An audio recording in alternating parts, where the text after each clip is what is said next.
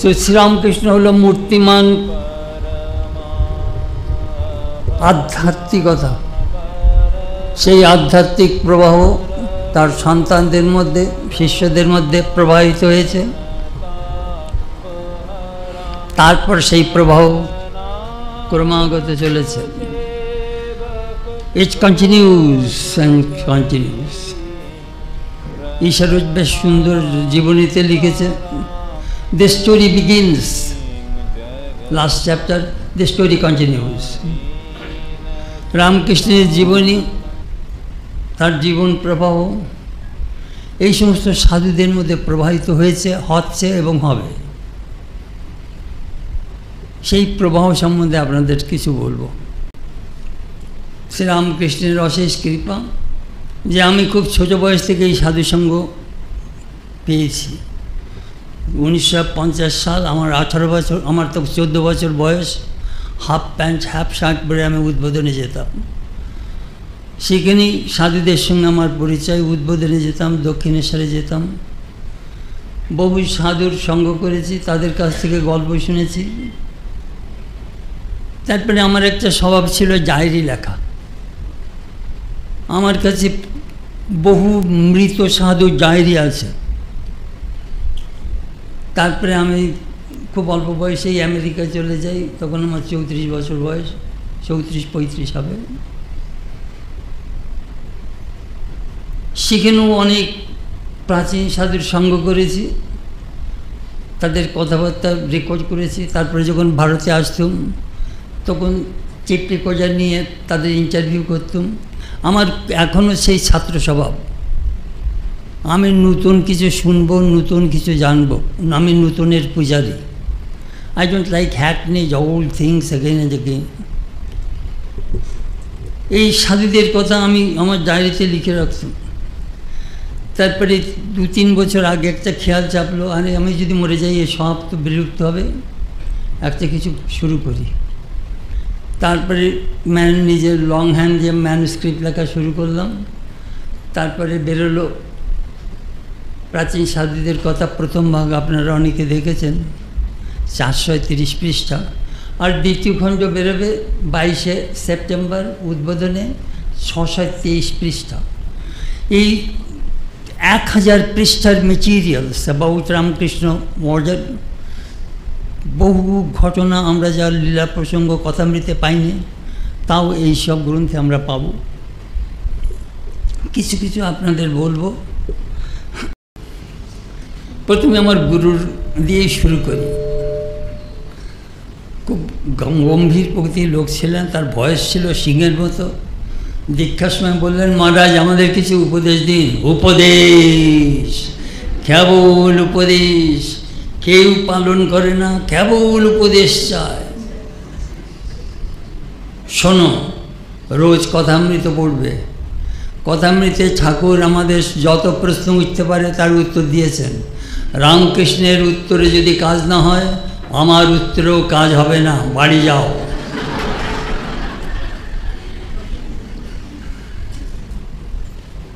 বহু সব সাধুর সাথে, প্রত্যেক সাধুর সম্বন্ধে আমার মনে যেটা বেশি ইমপ্রেসড হয়েছে সেই রকম ঘটনাগুলো আপনাদের বলবো।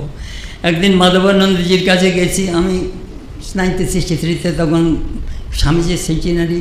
সেই সকাল 4টে থেকে রাত 11টা পর্যন্ত খাটতুম। এই আশ্রম ভর্তি সাধু, পার্সার কাছে বিরাট ফাংশন। উফ! তারপরে একদিন আমি বলছি, মহারাজ আমি এবার ট্রেনিং সেন্টারে আসতে পারবো না। উনি বললেন, ও তুমি ভাবছো তুমি 1 বছর জুনিয়র হয়ে যাবে? সিনিয়র জুনিয়র কাকে বলে জানো? আমি চুপ করে রইলাম। যে ঠাকুরের কাছে সে সিনিয়র, যে ঠাকুর থেকে দূরে সে junior. It does not matter that how long you are in the monastery. কালিদাসের কুমার সম্ভব কাব্যে একটা সুন্দর কথা আছে, নহি ধর্মবৃদ্ধেষু বয়া সমীক্ষাতেই। এই ধর্মেতে আধ্যাত্মিকতা যায় কি বৃদ্ধ, সেটা বয়সের পরে নির্ভর করে না। কত শিখতাম। আজকে স্বামী বীরেশ্বরানন্দ যে স্মারক বক্তৃতা, একদিন দারুণ গালাগালি খেলুম। উনি একটা প্রশ্ন জিজ্ঞাসা করলেন, তাই আমি বললাম, Maharaj it seems to me, I think so, ব্যাস। গালাগালি। বেশ তোমার কথার পর ভিত্তি করে আমি একটা ডিসিশান নেব। তোমার কথা যদি সত্য না হয় আমার ডিসিশনও সত্য হবে না। Never use any vague word, I think so, it seems to me, ওই সমস্ত হিয়ালি কথা বলবে না। Either say I know or say I don't know. একটা ভালো শিক্ষা পেলাম। কখনো ওই রকম আই থিঙ্ক সো, মেবি, আমরা ওই রকমই বললি তো, no no no no, definite, you must speak definite. আমরা তখন ট্রেনিং সেন্টারে, আপনারা জানেন বেলুন মাছের সন্ধেবেলায় ভোগ আরতির ঢং 8:30টার সময় ঘন্টা পড়বে, তার মানে ভোগ উঠছে। আর ঠিক 9টার সময় ঢং ঢং 2টো বেল পড়বে, তার মানে এবার ভোগ নামবে। তা আমরা তো সকাল সন্ধ্যেবেলা জবদান করে সব প্রাচীন সাধুদের ঘরে যেতাম পুরনো দিনের কথা শুনবার জন্যে। স্বামী নির্বাণানন্দজির ঘরে গেছি, একদিন বলছেন, দেখো তোমাদের একটা কথা বলি। একদিন তুরিয়ানন্দের স্বামীর কাছে গেলাম, যে বললাম, মহারাজ ঘর বাড়ি ছাড়লুম, মা বাপ সাপ ছেড়ে এলুম, ভগবান লাভ তো হলো না। তখন নির্বাণানন্দজি বললেন, তখন তুরিয়ানন্দজি বললেন, দেখো তোমরা এই কল্পতরু গাছের নিচে এসেছো, এই গাছে ফল ঝুলছে, এই গাছের তলায় যদি থাকো একদিন না একদিন এই ফল পাবেই পাবে। যদি ফল এক্ষুনি চাও, shake the tree, shake the tree, এই গাছেতে দারুণ ঝাঁকুনি দাও, তাহলে ফল পড়বে। তাকে বলে পুরুষাকার। আধ্যাত্মিক জীবনে দুটোই দরকার। আমি অনেক সময় বলি, পুরুষাকার আর কৃপা হলো কাঁচির 2টি ব্লেড। একটা ব্লেডে কাপড় কাটে না, 2টো ব্লেড দিয়েই আমরা কাপড় কাটি। পুরুষাকার আর দৈব কৃপা, দুই দরকার। খুব সুন্দর বললেন। এই বাড়ি তখন হয়নি, আমাদের অদ্বৈত আশ্রম তখন ছিল ওয়েলিংটন স্কোয়ারে, 4 ওয়েলিংটন লেন, বিধানদার বাড়ির অপোজিটে। আমি এই বাড়ির ইট কিনবার জন্যে ব্যারাকপুর ইসাপুরে যেতুম। একদিন গম্ভীরানন্দজি, আমি তখন সবে এসেছি, ব্রহ্মচারী হয়েছি, দেখি ঘরে বসে, এখন আমার মনে পড়ে, হরিপদ মিত্রের স্বামীজির স্মৃতিকথা বাংলা থেকে ইংরেজিতে অনুবাদ করছেন। ওই রেমিনিসেন্সেস অফ বিবেকানন্দ বইটা দেখেন, ওই বইটা তখন তৈরি আছে। আমি প্রুফ রিডার ছিলাম, প্রুফ রিডার হয়ে এই আশ্রমে আসি। তারপরে দেখি ওনার পেটে দারুণ যন্ত্রণা, একটা হট ওয়াটার ব্যাগ নিয়ে এক হাতে পেট চেপে আর এক হাতে দেখছি লিখছে। তখন স্বামী অদ্বৈতানন্দজি, ম্যানেজার মহারাজ গেছেন, মহারাজ আপনি একটু বিশ্রাম নিন, যাও যাও যাও, বিরক্ত করো না। আমি গেলাম, Maharaj you must take rest. আচ্ছা আমি যদি বিছানায় শুই আমার যন্ত্রণা চলে যাবে, can you give me guarantee? No guarantee Maharaj, you must take rest. আমাকে খুব স্নেহ করতেন। তখন কি একটা বললেন জানেন, that penetrated inside me forever. দেখো আমি যখন স্বামীজির কাজ করি না, আমার দেহবোধ চলে যায়। I don't get pain when I work for Swamiji. I learned how to work for Thakur Ma Swamiji. These great monks sacrificed their lives for the greatness of this monastic order. এই প্রত্যেক সাধুই কিছু না কিছু contribute করছে। সেই জন্য আমাদের এই রামকৃষ্ণ সংঘটাকে বিরাট বিশাল মহান বলে মনে হয়। প্রত্যেক সাধুর সেলফ স্যাক্রিফাইস রয়েছে।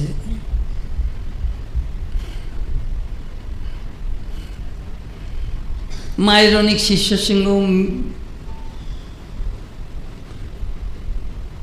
বাস করেছি, কথা বলেছি। আমার মনে আছে 1959-এ কাশিতে গেছি, হরিপ্রেম মহারাজ মায়ের শিষ্য ছিলেন। দেখা সে বুড়ো সাধু আমাকে মন্দিরে মন্দিরে নিয়ে যেতেন। প্রথমে যেই বলেন, এই ইয়াং ম্যান, যখন কোথাও যাবে দুটো জিনিস প্রথম জানবে, where is the bathroom and where is the drinking water, bathroom কোথায় আর জল, খাওয়ার জল কোথায়, এ দুটো আগে প্রথম জেনে নেবে যেখানেই যাও। আমি দেখলাম এই সাধুচিতি খুব প্র্যাকটিক্যাল। তারপরে আমাকে নিয়ে গেলেন বিশ্বনাথ দর্শন করতে। আপনারা তো জানেন হিন্দু মন্দিরে কি হয়, পুশ ইন পুশ আউট। আপনাকে চেষ্টা করতে হবে না, শুধু দাঁড়িয়ে থাকলেই হবে, বুম বুম। তারপরে আমি তো গেলাম বিশ্বনাথে স্পর্শ করতে, বাইরে বেরিয়ে গেছি। তখন আমাকে বলছেন এসো এসো এসো এসো আমার সঙ্গে এসো। ওই দেখবেন বিশ্বনাথের মন্দিরের বাঁ পাশে, মন্দিরে ঢুকতে ডান পাশে একটা শ্বেত পাথরের বেঞ্চ আছে, সেই বেঞ্চে নিজে বসলেন আর আমাকে বসালেন। এখন এখানে 15 মিনিট তুমি মন্দিরের সাময়িকভাবে যা দর্শন করেছো তাই ধ্যান করো। এই প্রাচীন সাধুর কাছে শিখলাম কীভাবে মন্দিরে গেলে দর্শন করতে হয়, ধ্যান করতে হয়। মন্দিরের ভিতরে সাময়িক বিশ্বনাথকে দর্শন করেছি, ওইটা যাতে মনে গেঁথে যায় তার চেষ্টা করো। আমার মনে আছে 1977-এ ভূতেশানন্দজিকে নিয়ে নেপালে গেছি, পশুপতিনাথ দর্শন হয়েছে। দেখলাম, আমার আর তো ভিআইপি ছিলাম তখন, তো নেপালের মহারাজার প্রাইভেট সেক্রেটারি আমাদের স্কর্ট করে নিয়ে গেছে মন্দিরের মধ্যে, 5 মুখ সেই পশুপতিনাথ। দেখলাম ভূতেশানন্দজি দর্শন করলেন, বাইরে বেরিয়ে একটা সিঁড়ির পরে বসে এই কাপড়ের মধ্যে, still I have that picture, এই কাপড়ের মধ্যে হাত দিয়ে দেখি এক মনে জপ করে যাচ্ছে। শিক্ষণীয়। আপনারা যখন বেলুড়ে যান হাই হই না করে প্রথমে যেই ঠাকুরকে দর্শন করে 10-15 মিনিট বসবেন, তারপরে এ কাজ ও কাজ বা অন্য সাধুর সঙ্গে যা দেখা যায় এদের কাছে শিখতে হয় কীভাবে মন্দিরে দেব দর্শন করতে হয়। বরদা মহারাজ ঈশানানন্দ যে আমাকে খুব স্নেহ করতেন, তিনি আমাকে মায়ের চুল, মায়ের অনেক কিছু আমাকে দিয়েছেন, সেগুলো আমি সব আমেরিকায় নিয়ে গেছি। আমি একদিন বললাম, মহারাজ আমার বাড়িতে তো মা আছে, বোন আছে, মাসি, আমার বাড়িতেও অনেক মেয়ে মানুষ আছে গো, তাও এই মায়ের সঙ্গে আর এই সমস্ত মেয়েদের কি পার্থক্য? তা বললেন, তুমি এমন কিছু দেখেছো, এমন ব্যক্তি দেখেছো যার কামনা নেই? মা ছিলেন কামনা শূন্য, বাসনা শূন্য। মানুষ মাত্র এই বাসনা আছে, কামনা আছে, কিন্তু ভগবানের কামনা বাসনা নেই, তিনি নিষ্কাম। কামনা কোত্থেকে আসে? অজ্ঞান থেকে। বেদান্ত দর্শন যারা পড়েছেন জানবেন, এই যত পৃথিবীর মানুষ এই 3 জায়গায় ঘুরপাক খাচ্ছে, অবিদ্যা, কাম ও কর্ম। অবিদ্যা, কাম ও কর্ম। শঙ্কর বেদান্ত পড়তে গেলে দেখবেন, তুমি কর্ম করো কেন? বাসনা পূরণের জন্য। তোমার বাসনা আছে কেন? এই অজ্ঞান আছে বলে। এইভাবেই মার ভিতর কোনো কামনা ছিল না। 1977-এ বৃন্দাবন গেছি, শারদেশানন্দজি গোপেশ মহারাজকে বললেন, মহারাজ আপনি তো জয়রামবাটিতে মার অনেক সেবা করেছেন, মার ভিতর কী দেখলেন? নিরভিমান, অহংকার ছিল না। মানুষ মাত্রই অহংকার আছে, আমাদেরও অহংকার আছে। এই অহংকার অজ্ঞান থেকে আসে, ভগবানের কোনো অহংকার নেই।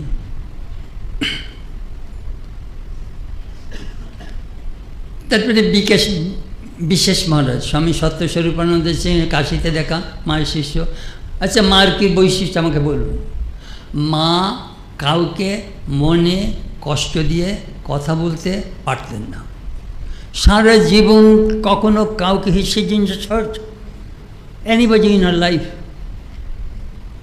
আমার মনে আছে, আমি যখন আমেরিকায় যাই, একজন সাধু আমাকে একটা উপদেশ দিয়েছিলেন, হরি কা নাম মিছি বুলি আউর গরিবি বেশ, এতিন লেকার যাহা যাউঙ্গা উহা তোমারি দেশ।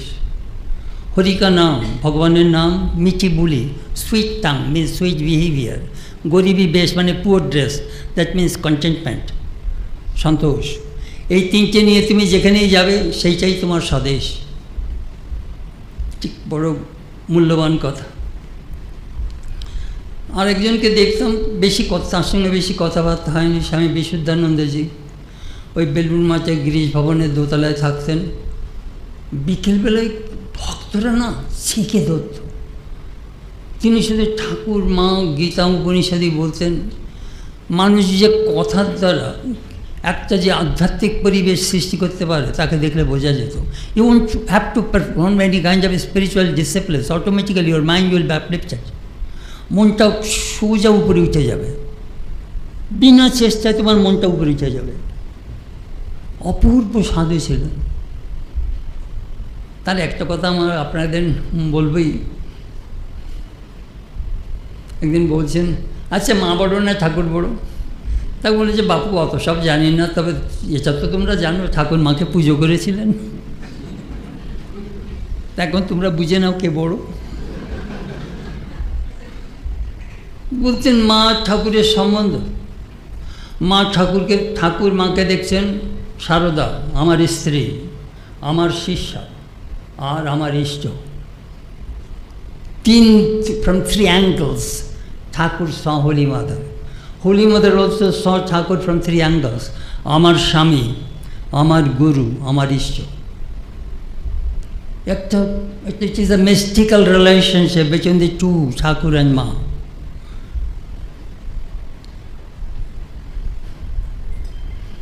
বিদেশি সাধু অনেকের সঙ্গে মিশেছি।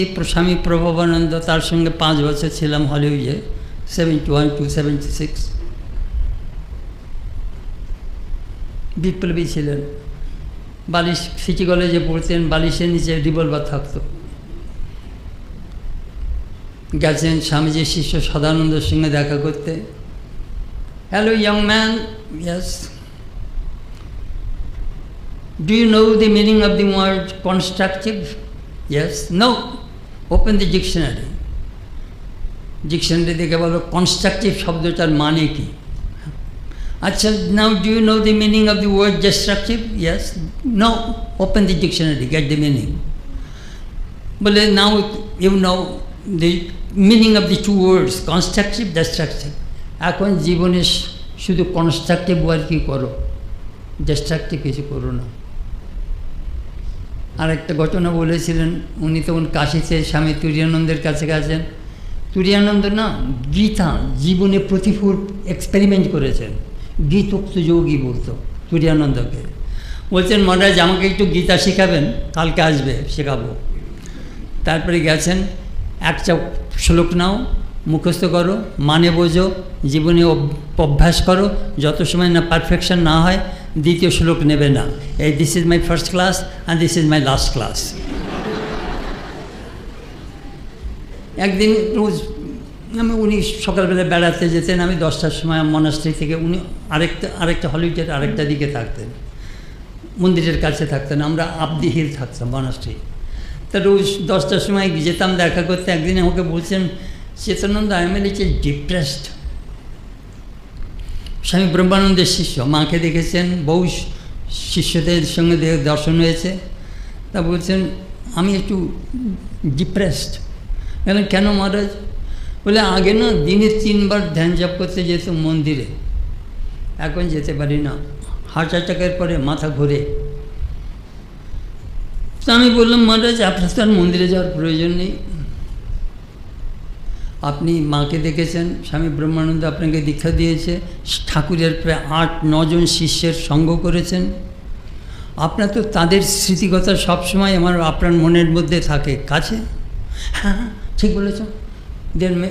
আই রিমেম্বার দেয়ার মেমোয়ার্স, মানে তার স্মৃতি আমার মনে দিন রাত জল করে জ্বলে। আমি মনে দ্যাট ইজ কল্ড সহজ যোগ, ন্যাচারাল অ্যাওয়ারনেস অফ গড। ওটা ধ্যান জপের চেয়ে অনেক উঁচু। দিন রাত মনের মধ্যে শুধু ঠাকুর মা স্বামীজির কথা আসছে। এই সকালে বসে একটু জপ করলাম, একটু ধ্যান করলাম, তাতে গীতা অনেক উপরে। আপনি মহারাজ কিচ্ছু চিন্তা করবেন না। তা বললেন, দেখো এই জন্য সাধু সঙ্গ দরকার। এই তুমি বললে আমার মনটা আরও উঁচুতে উঠে গেল। দেখুন, ছান্দোগ্য উপনিষদের নারদ সনত কুমার সংবাদে সনত কুমারের একটা বিশেষ উপদেশ আছে। আহার শুদ্ধৌ সত্যশুদ্ধি, সত্যশুদ্ধৌ ধ্রুবা স্মৃতিলম্বে সর্বগ্রন্থিনাম বিপ্রমোক্ষ। আহার মানে খাওয়া। আমরা শুধু মুখ দিয়ে খাই না, আমরা চোখ দিয়ে খাই, নাক দিয়ে খাই, কান দিয়ে খাই, এই বিভিন্ন ইন্দ্রিয় দিয়ে আমরা ভিতরে সব কিছু আহরণ করি, তাকেই বলে আহার। এই দিন রাত যদি আপনার সমস্ত ইন্দ্রিয় দিয়ে ভালো খাবার মনের মধ্যে ঢোকে, আহারও শুদ্ধ খাবার হলে সত্যশুদ্ধি, সত্য মানে মন পবিত্র পিওর হয়। সত্যশুদ্ধ ধ্রুবা স্মৃতি, মন যখন পিওর হয় না তখন ধ্রুব স্মৃতি হয়, কনস্ট্যান্ট রিকলেক্টেডনেস অফ গড। দিন রাত শুধু ঈশ্বরের চিন্তা আসে, অন্য কোনো চিন্তা আসে না পবিত্র মনে। আর সত্যশুদ্ধ স্মৃতিলম্বে সর্বগ্রন্থি নাম বিপ্রমোক্ষা, যখন ওই রকম বারবার শুধু ভগবানের স্মৃতি মনে আসে না, বিপ্রমোক্ষা, you will be come surely, you will be liberated, মুক্তি আসবেই আসবে। সাধুরও সাধু সঙ্গ দরকার। তারপরে নিখিলানন্দ স্বামীর সঙ্গে তো আমার এখানে ভারতবর্ষ 2-3 বার দেখা হয়েছে। আমার মনে আছে 10th জুন 1971 আমাকে নিমন্ত্রণ করলেন। আমার মনে আছে কি খাইয়েছিলেন, খিচুড়ি, পাঁপড় ভাজা, তারপরে চাটনি, আইসক্রিম, অনেক কিছু খাইয়েছিলেন। তা আমাকে বলছেন, দেখো একটা বাসনা ছিল, দারুণ পণ্ডিত ব্যক্তি, পাশ্চাত্য জগতে নিখিলানন্দর কন্ট্রিবিউশন সাংঘাতিক, বৌদ্ধিক মহলে না, তার উপনিষদ, তার গীতা, তার বেদান্তের বই দারুণ সমাদৃত। জেনে রাখবেন রামকৃষ্ণ মিশনের সাধুরা বোকানন্দ। এনিহাও আমাকে দেখে না হাওয়া করে কাঁদতে লাগলেন। আমি বললাম, মহারাজ রামকৃষ্ণ মঠ মিশনে আপনার কন্ট্রিবিউশন প্রচণ্ড। বলে, দেখো একটা বাসনা আছে। আমি বললাম, কী বাসনা? একবার বেলুন মঠে যাব, স্বামী ঠাকুরের মন্দিরের সামনে গড়াগড়ি করব ধুলাতে, এই বাসনা। আমি একটা বাইরে আমাকে যেতে দেবে না। তার পরের বছর আমি গেলাম 1000 আইল্যান্ড পার্কে, 10 দিন একসঙ্গে ছিলাম। দেখলাম কি জান, তখন আলসাইমার এসে গেছে, স্মৃতি ঠিক কাজ করছে না। তো 2 সেবক, আমরা 4টের সময় চা খেতাম। তারপরে আমরা ওই স্বামীজি যে ঘরে 7 মাস ছিলেন, সেই ঘরে যেয়ে আমরা খঞ্জনবাবু বন্দনা আর ধ্যান জপ করতাম 1 ঘন্টা 1.5 ঘন্টা। তো ওর 2 সেবক ওর 2 হাত ধরে ওকে উপরে নিয়ে গেছে, নিয়ে ঠিক ঘরের পিছনে একটা চেয়ার আছে বসিয়ে দিয়েছে, আর হাতে জপমালা ধরিয়ে দিয়েছে। এক মনে জপ করে যাচ্ছে, আর চোখ দিয়ে না দরদর করে জল পড়ছে। মায়ের শিষ্য, দরদর করে জল পড়ছে। যত সময় না তার জপমালা হাত থেকে কেড়ে নিয়ে নেওয়া যায়, তত সময় তার জপ চলবে। দেখি কি মনে হলো জানেন, বেদান্ত শাস্ত্রে একটা কথা আছে, বাধিতের অনুবৃত্তি, মানে জীবনের অনুভূতির পূর্বে যে অভ্যাসটা থাকে না, সেই অভ্যাসটা ক্রমাগত চলতে থাকে, তাকে বলে বাধিতের অনুবৃত্তি। তারপরের বছর 73-তে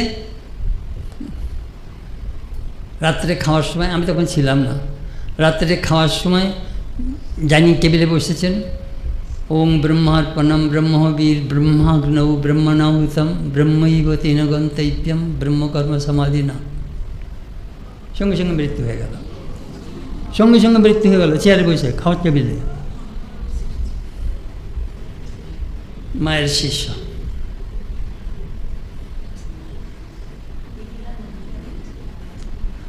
আরেকজন সাধু দেখেছি, ওরকম সাধু আমার জীবনে আর চোখে পড়েনি, স্বামী অশেষানন্দ, মায়ের শিষ্য। দেখি কি মনে হতো যেন ইজ পজেসড, যেন ভূতাবিষ্ট, মা ঠাকুর যেন ধরে রয়েছেন। আমি 1973-তে গেছি দেখতে, আমার জন্য পায়েস রান্না করেছেন, তলায় পুড়ে গেছে পায়েস, পোড়া পায়েস খেতে তত সুবিধা হয় না। তা আমাকে বলছেন, চেতনানন্দ পায়েস তোমার জন্য পায়েস রান্না করেছি, কেমন জানো, মানুষ খুব ভালো হয়েছে, দেখছেন না আমি খাচ্ছি পোড়া পায়েস, ওটা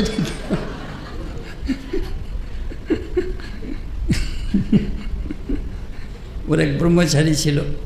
মহারাজ আই এম ডিপ্রেসড, না প্রথমে যে বলছে মানে Swami I have some problems, pray to the mother. তারপরে যে বলছে Swami I am depressed, get use to it, অভ্যাস করো ডিপ্রেশন। খুব ভালো সাধু ছিলেন, অপূর্ব সাধু। স্বামী পবিত্রানন্দ যে আমার পাশের ঘরে থাকতেন, সামারে আমাদের সঙ্গে হলিউডে, নিউ ইয়র্কে থাকছেন, নিউ ইয়র্ক থেকে হলিউডে এসে আমাদের সঙ্গে 2 মাস থাকতেন। রাত্রিবেলা খাওয়ার পরে না যে গপ্প হতো, দ্যাট উই মিস। এই রাত্রে খাওয়ার পরে প্রাচীন সাধুদের সঙ্গে বসে বসে গল্প, পুরনো দিনের কথা, ওই সব সাধু সব চলে গেছে। তাই কিছু কিছু এই 2 বইতে ধরে রাখবার চেষ্টা করেছি আপনাদের জন্যে। বলতেন, দেখো একদিন স্বামী শারদানন্দের কাছে যে বললাম আমি যে ঠাকুরের কাজ করছি, এ তো বোঝাচ্ছে না। তো শরৎ মহারাজ বললেন, এটা কি তোমার কাজ? না। তুমি তোমার মা বাপের জন্য এখানে কাজ করো? না। তুমি এখানে চাকরি মাইনে পাও? না। এখন তুমি যেতে পারো। এটা তোমার কাজ নয়, তোমার মা বাপের কাজ নয়, তুমি মাইনে পাও না। পরে বুঝবে আপনারা বলেছেন কাজ করতে, তাই করি, দ্যাট ইজ এনাফ। এটা ঠাকুরের কাজ।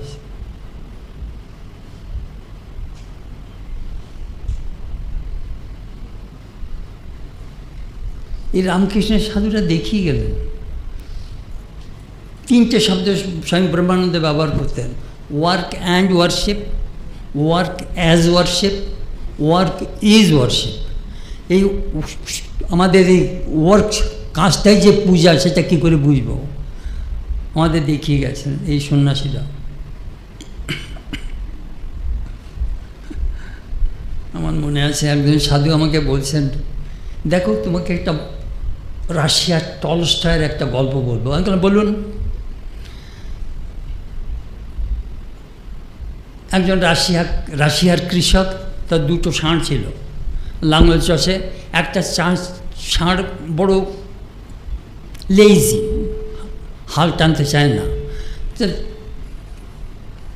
কৃষক বিরক্ত হয়ে ওকে কসাই হারাতে বিক্রি করে দিয়েছে, জবাই হয়ে গেল। আর একটা ষাঁড় মন প্রাণ দিয়ে সারা জীবন প্রভুর লাঙল টেনেছে। তখন সে যখন বুড়ো হয়ে গেল, তখন কৃষক ভাবছে, না, একে আর কসাইয়ের হাতে বিক্রি করব না। এই সারা জীবন আমার জন্য কাজ করেছে, ও আমার এই জমিতে থাকুক, let it have natural death. তখন আমাকে বলছেন, তুমি যদি মন প্রাণ দিয়ে ঠাকুরের কাজ করো না, রামকৃষ্ণ ইজ নট আনগ্রেটফুল, তিনি তোমাকে দেখবেন। ভবিষ্যতের জন্য চিন্তা করো না, শুধু খেচে যাও, তোমার জীবনটা ঠাকুরকে দিয়ে দাও। এই সব সাধুদের কাছ থেকে এই সব গল্প শুনতাম, তাই ওই ডায়েরিতে লিখে রাখতাম এইসব গল্প।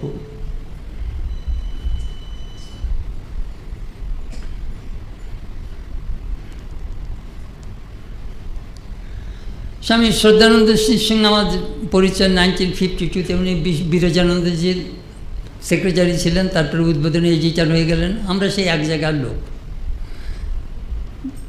আমি উদ্বোধনে গেলে আমাকে বলতেন, এই কেবল প্রণাম করে পালিয়ে যাস, এইটা মুখস্থ কর। একটা উপনিষদের প্যাসেজ দেবেন, সেইটা ওখানে দাঁড়িয়ে মুখস্থ না করলে তুমি যেতে পারবে না। তা আমাকে এখনও মনে আছে, রস হি বয়ম লব্ধ আনন্দে ভবতী, ও হি বাইনাথ কপ্রাণনাথ যদি কষ আনন্দ নস্যাৎ। 1952 মুখস্থ করেছি, এখনও সেটা মনে রয়েছে। এই জগৎ, এই ব্রহ্ম হল রসস্বরূপ। এই ব্রহ্ম যদি না থাকতো, কে শ্বাস প্রশ্বাস নিতে পারত? এই চৈতন্য পিছনে রয়েছে। এইসব সাধুরা না শেখাতেন, নতুন যারা আসছে তাদের শেখাতেন।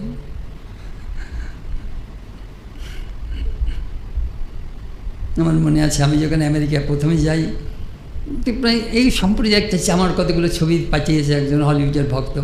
প্রায় 70-80 জন লোক আমাকে রিসিভ করতে এসছে। একবারে ভর্তি লোক, সব টেলিভিশন ক্যামেরা। আমি তো 118 পাউন্ড ওয়েট, এইরকম লম্বে, এইরকম রোগা চেহারা, TWA থেকে বেরিয়েছি। একজন আমেরিকান আমাদের ভক্তদের এলবো দিয়ে সরিয়ে, I don't know who you are, you must be very important, otherwise why so many people have come to receive you, let me shake hands with you first. আমি তোমাকে জানি না, আমাকে সঙ্গে প্রথমে হ্যান্ডশেক করো, তুমি নিশ্চয়ই কোনো ইম্পর্ট্যান্ট ব্যক্তি। তারপরে শ্রদ্ধানন্দজি আমাকে রিসেপশন দিলেন, খুব হাসি। উনি আমাকে বলছেন, আমরা এক জায়গার লোক, খুললাম, মনি জানো কোয়ানে আইসো? This is holy wood, pure forest, full of gopis. That is my reception.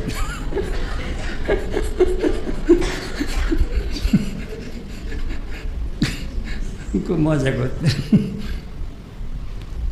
প্রায় প্রত্যেক সামারেই আমি যেতাম, হি ওয়াজ মাই মেন্টর।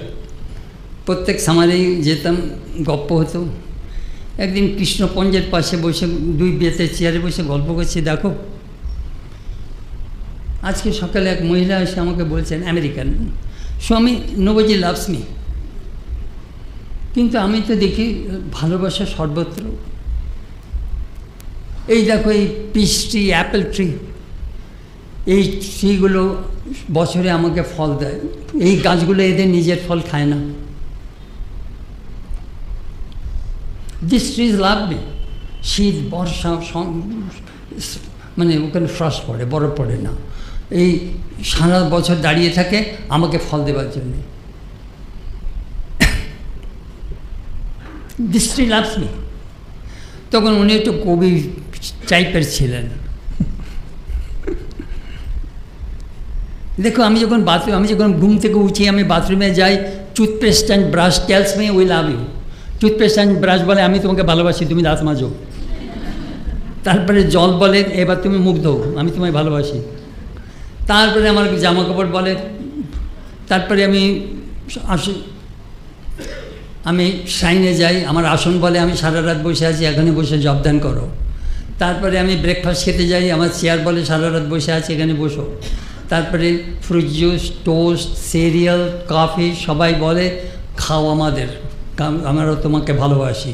আমি দেখি ভালোবাসা তো সর্বত্র, আর লোকে বলে কেউ আমায় ভালোবাসে না। তো গল্প শুনে আমার একটা খেয়াল চাপলো, আমি একটা বক্তৃতা তৈরি করব। সেই বক্তৃতাটার নাম দিলাম love is everywhere. Love is everywhere. এটা সাংখ্য শাস্ত্রে আছে। কপিলের সাংখ্যসূত্র কী বলে জানেন? সঙ্গত পরার্থত্বাৎ। এই জগতে যত কম্বাইন্ড বস্তু আছে সব পরের জন্য, অপরের জন্য নয়। তোমার বিউটি তোমার জন্য নয়, আমাদের জন্য। আমরা তোমাদের বিউটিও এনজয় করি। এই আলো, এই ফ্যানে নিজের জন্য নয়, আমাকে মাথা ঠান্ডা রাখছে। আলো নিজের জন্যই নয়, আমাকে আলোকিত করছে। এই জগতে যা কিছু আছে সব পরের জন্য, নিজের জন্য নয়। সঙ্গত পরার্থত্বাৎ, সাংখ্যশাস্ত্র তাই বলে। অনেক কিছু শিখতাম এইসব সাধুদের কাছে।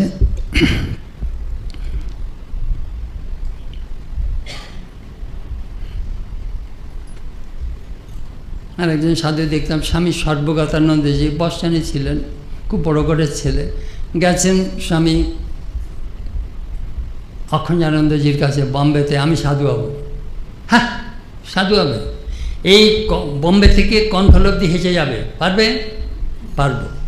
সঙ্গে কিছু নেবে না, ভিক্ষে করে খাবে, পয়সা নেবে না, যা বলেন। হেঁটে গেছেন কনখলে, কয়েক মাস ধরে হেঁটে গেছেন। বম্বে থেকে কনখল অনেক দূর। গেছেন, স্বামী কল্যাণানন্দ স্বামীজির শিষ্য বলছেন, কি তুমি সাধু হবে? হ্যাঁ, শোনো তবে মন্দিরে কি করো?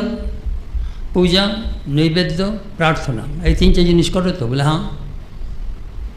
আর এই হাসপাতালে সেবা, ঔষধপত্র, দুটি মিষ্টি কথা। দুটি মিষ্টি কথা, এই দুটো যদি এক করতে পারো তাহলে এখানে জয়েন করো। দ্যাট ইজ প্র্যাকটিক্যাল বেদান্ত স্বামীজির। আমরা মন্দিরে যেয়ে পুজো করি, নৈবেদ্য নিবেদন করি, প্রার্থনা করি, আর এই হাসপাতালে সেবা করি, দ্যাট ইজ পূজা, ঔষধপত্র, ওখানে নৈবেদ্য, আর দুটি মিষ্টি কথা। এই দুটো যদি এক করতে পারো তাহলে এখানে জয়েন করো। আমি ডায়েরিতে লিখে রেখেছিলাম এই কথাটা, মনে খুব ধরল। দেখুন, কোনো কোনো কাজ না, কোনো কোনো কথা না মনের ভিতর দারুণ রেখাপাত করে। একজন বিশুদ্ধানন্দের স্বামীকে জিজ্ঞেস করছেন, আজ আমার ধ্যান হয় না কেন? ধ্যান, ভালোবাসা নেই বলে। তুমি যাকে ভালোবাসো তাকেই তুমি ধ্যান করো।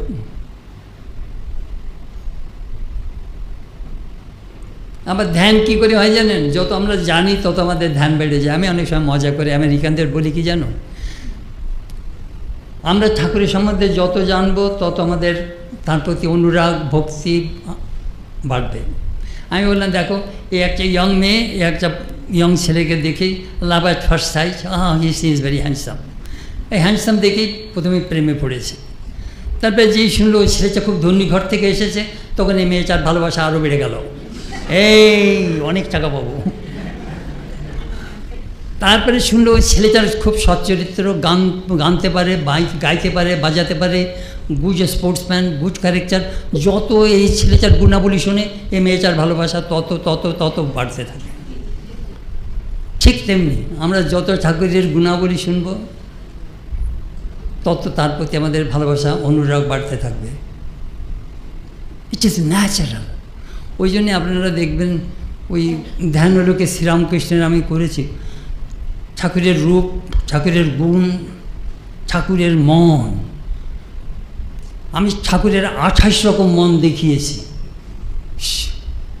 পড়ে দেখবেন ঠাকুরকে আমরা কত রকম দৃষ্টি থেকে ঠাকুরকে আমরা জানতে পারি, দেখতে পারি, বুঝতে পারি।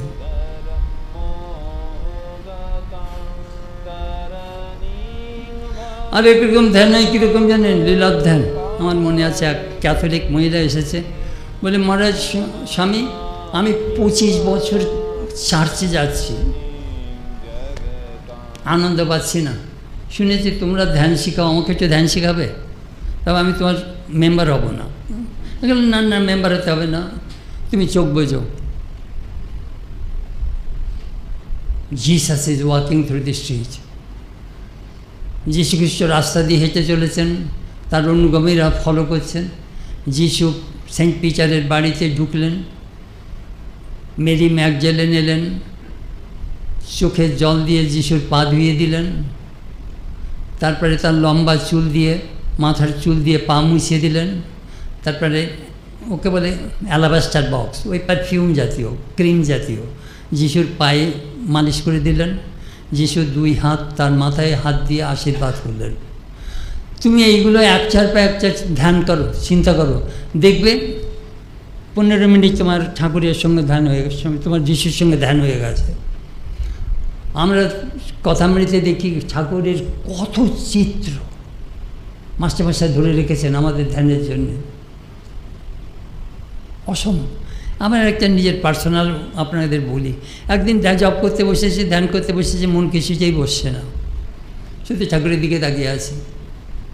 তারপরে ওই বসে থাকা ছবিতে দেখবেন এই ঠাকুরের কলার বোনটা দেখা যায়, কলার বোনটা এই দিকটা, আমি শুধু কলার বোনটার দিকেই তাকিয়ে আছি। তখন ওই স্মৃতিটা কথা মনে পড়ল। ঠাকুর কাশীপুরে শুয়ে আছেন, নিরঞ্জন মহারাজ এক দৃষ্টে দেখছেন, এই আমার গুরু,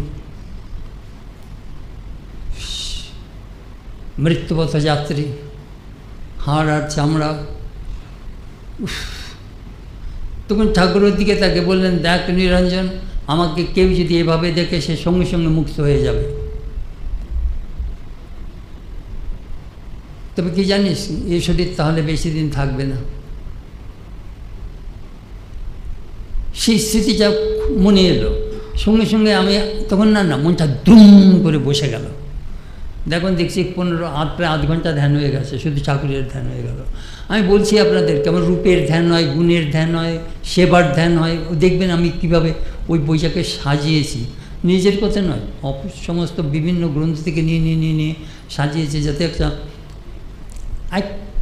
ক্রিয়েটেড যে বুকে ফুলের মালা তোড়া গেঁথেছি ঠাকুরের সমস্ত দিয়ে, যাতে আপনারা সবাই এক জায়গায় সব কিছু পেয়ে যান। একজন বলছেন ধ্যান হয় না কেন, কীরকম হয় জানেন? আর একটা জিনিস আপনাদের বলে দিই, ইউ ক্যান প্র্যাকটিস ইট। যারা আর্টিস্ট, যারা ছবি আঁকে, প্রথমে কী করে জানেন? এই ক্যানভাসের পরে প্রথমে লাইন ড্রয়িং করে, লাইন ড্রয়িং করে দেখুন ঠাকুরের চোখ করছে, অমুক করছে, অমুক করছে, মাথা করছে, প্রথমে লাইন করে, তারপরে রং ছাপায়। তো সেই রকম আমরা যখন ধ্যান করি না, হয়তো পায়ের দিক তাকিয়ে 100 বার জপ করলাম, হাঁটু, 2 হাত, চেস্ট, বিয়ার্ড, মাউথ, নোজ, আইজ, ফোরহেড, হোল ফেস, সব জায়গায় 100 বার করবে, 100 বার করে ফোকাস করতে করতে দেখবেন, তারপরে রং চাপাবেন, তারপরে দেখবেন পূর্ণ রূপ আপনার মনের উপর ভেসে উঠবে। এই সাধুরা না প্র্যাকটিস করতে করতে করতে এই সমস্ত জিনিস আমাদের শিখিয়েছেন, কী করে ধ্যান করতে হয়, কী করে ঠাকুরের সঙ্গে একীভূত হতে হয়।